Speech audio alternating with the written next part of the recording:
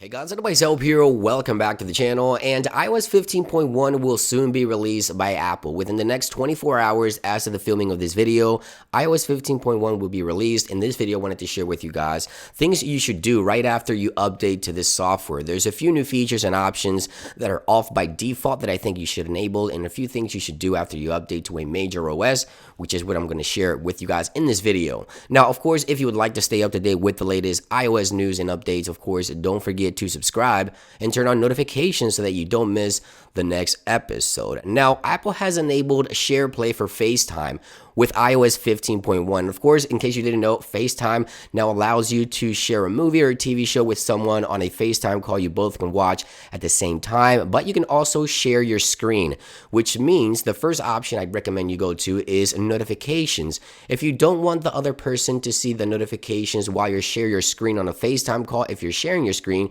you want to go to notifications, screen sharing, and allow notifications. If this option is turned on and you don't want the other person that you're sharing your screen with to see any notifications, you want to turn this off, okay? So just make sure that if you don't want the other person that you're sharing your screen with on a FaceTime call with a Share Play, you turn off that toggle, and that way they won't be able to see your notifications as they come in. Now, another great feature coming to the iPhone 13 Pro models with iOS 15.1 is ProRes video capturing. However, this option is turned off by default. So you want to head on over into settings. You want to go to the camera extension and you want to go into format. Under format, you find the Apple ProRes video option. This option again is off by default, but if you want to capture ProRes video, you want to make sure you enable this particular option within the settings extension for the camera. Now, there's also a new toggle that was much needed for micro photography at the bottom of the screen here, auto micro. This allows the camera to not switch from the ultra wide to the telephoto while you're taking a micro photography. This is a toggle that I've been wanting because when I got really close to a subject, the camera will switch automatically and the subject would just move out of frame since the camera lenses are positioned differently.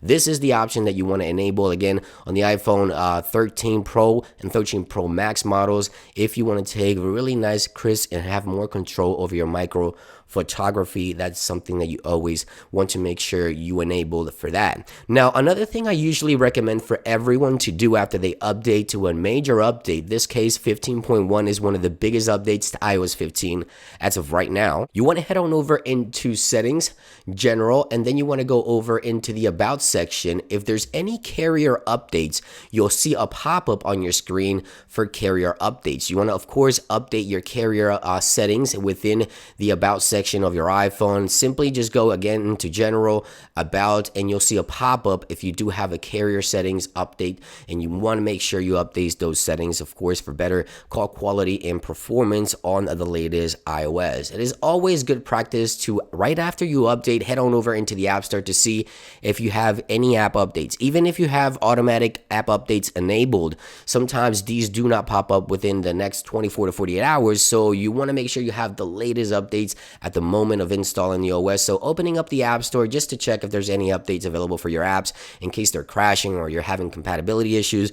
This always helps. There's minor hiccups and glitches within the software. I've noticed that the camera sometimes freezes when I launch the camera, or it won't work altogether. CarPlay compatibility issues, some apps may be crashing, network performance issues as well, which I'll talk about in a later video.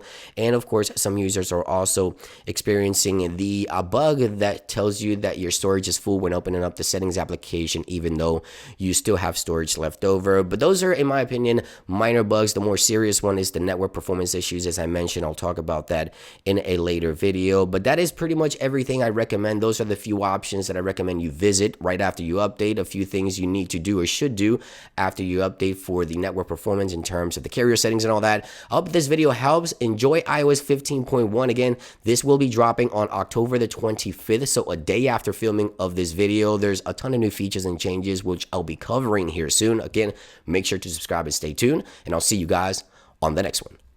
Peace.